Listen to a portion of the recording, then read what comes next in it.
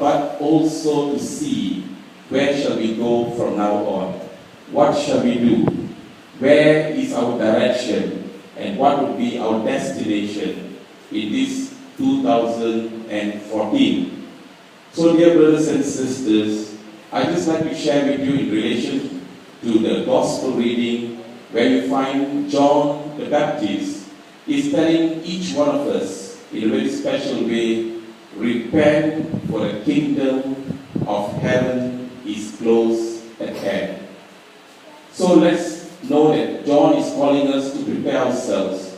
Preparation is about knowing where we are going, what we can do for ourselves as Christians, as followers of Jesus.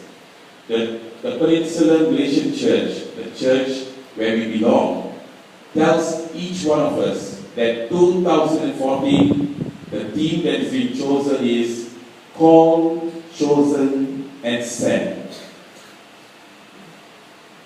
You can see in the TV, the television, you will have slides being shown.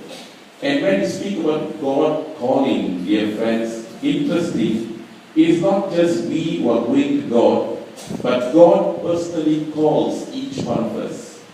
And He calls us by name in a very personal way.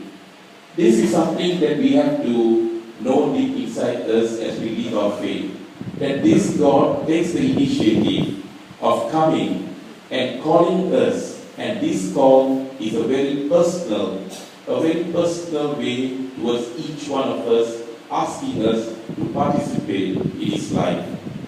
And this call, if we answer to this call, when God calls, dear brothers and sisters, you'll find we will enter into this union, this communion, this intimacy that each one of us needs very much deep in our hearts. We cannot live our life to the full unless we are one in communion with Jesus. Our family will not reflect that kind of family, Christian family values, unless there is this union, this communion with the Lord. And if we are able to do that, dear friends, brothers and sisters, you'll find that call will lead us to new life. And this new life can only come through Jesus. And this new life is something each one of us must have deep inside our lives.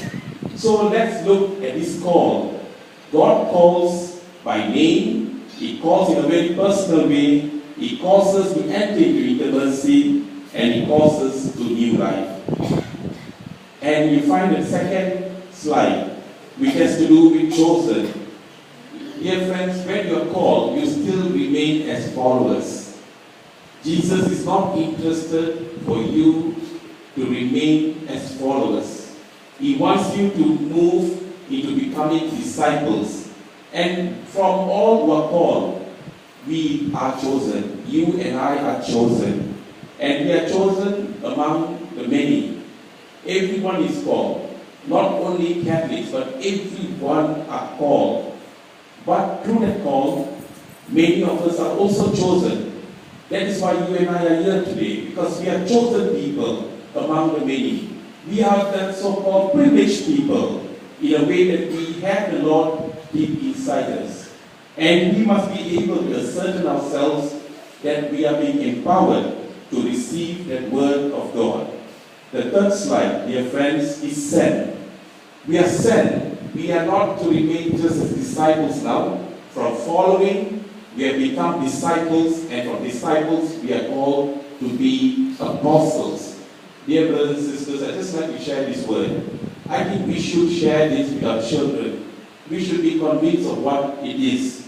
You know, when Jesus called, being a follower is so easy. Being a follower is someone who just walks behind Jesus.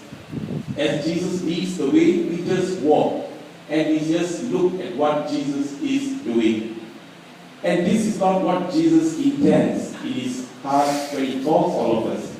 But He's calling us to move from being following, just standing behind and following Him. He's calling us to be with Him. And that is what discipleship is. To be a disciple is to learn from Him. A learner. A disciple would be a learner. And this is what we are called to be. Not just following behind, but being with Him, looking at Him, sharing our life with Him. But after that, when we are there with Him, Jesus wants us to move as apostles. And Jesus' intention is always this. You come as a follower, you are being trained and equipped and given the graces as a disciple. And from discipleship, dear brothers and sisters, Jesus helps us to become apostles and helps us send to love, to bear witness, and to bring His presence to everyone. The next slide, you'll find, dear friends, brothers and sisters, what we will do for our parish is this. From January to April, we will focus on call. Why are we called? From June to August, we will focus on chosen. And the last 4 months, that is from September to December, we will focus on sent. A person who is sent. The next slide you'll find. So January to August is a time of preparation, dear friends, brothers and sisters. I ask you to bear witness as we go and live our life. Enough is enough of being just a follower. I think if we can make a slight move, taking a little step from being a follower to being a disciple and then being sent, dear brothers and sisters, you have lived your life to the full. Jesus is not calling us to live halfway or half-baked lives, dear friends. But this preparation from January to August will prepare ourselves to look as who we are, our identity, and we are being equipped. And then you find on August, we will be having a ritual of sending us out. All of us will do something. And you'll find what can we do or what can we do. The next slide will tell us. The orang aslis, we could meet them. We could go into seeing the migrants and prisoners, the old folks who are in the so many homes and the orphans. These are little things that we could do. And the parish will be organizing little trips, long trips, to see whether we could just see these seasonal events and make it part of our life, that each one of us will be able to live our life not just for one day visiting them, but to have that kind of love and mission deep inside us all the time. So dear friends, brothers and sisters, the being and doing, many of us are very happy by having a beautiful name. We are being Christians. Being Christians are so easy, so comfortable. But Jesus is telling us, it is not just being, but doing is what I want. And you'll find, dear friends, brothers and sisters, I just have to conclude with this. Something came to my mind and I want to share with you about the Holy Trinity.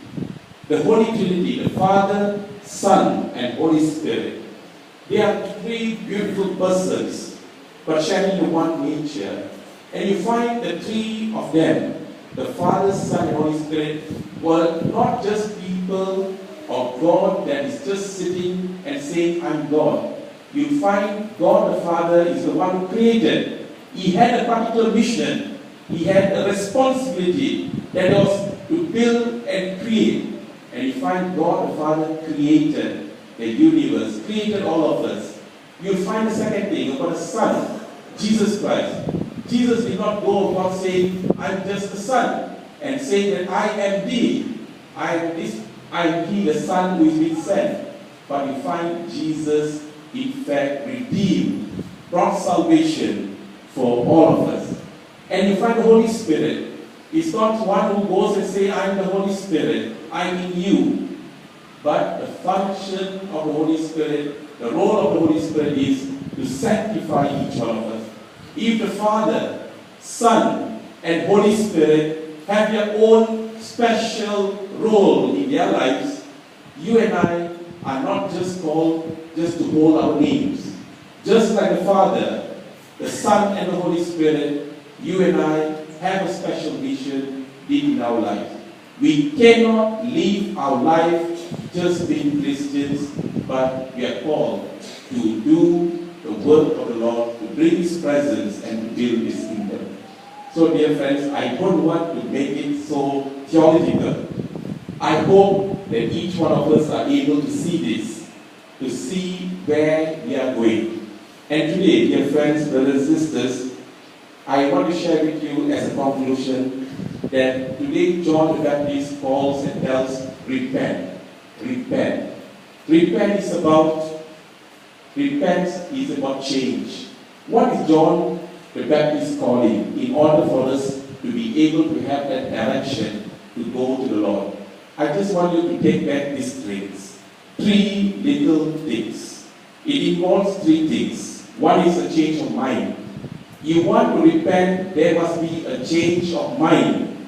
And the change of mind is a new way of seeing. A new way of seeing. You'll find the slides. There are 3 ways of changing. And the first change is the change of mind. We have been colored, we have been conditioned with what we see. But to be able to see beyond, and that is what Jesus is calling us. This is what John the Baptist is calling us. That to have a new way of seeing, that is a change of mind. The next change is a change of heart. And this is about a new direction. We are sometimes thinking it is the right direction that we are going. But it could be the direction that the world is leading us. The worldly pleasures, the worldly things that are calling us to walk on that direction. And this, we have to look on this season of Advent and tell, let there be a change of heart. That is to take a new direction. And lastly, dear friends, a change of action, a change of behavior. That is a new way of acting. You know, as Christians, nobody can recognize us by name. As Christians, people can recognize you only by your action. Because for Christians, what counts most is what we can do for the kingdom, for Jesus, and for the people around. So dear friends, brothers and sisters, in the introduction I have to ask you, what can you do? What can you change? There are 3 things you can do. A change of mind, a change of heart, or a change of direction, a change of behavior, a change that will help us recognize Jesus in a very special way. Let us all stand.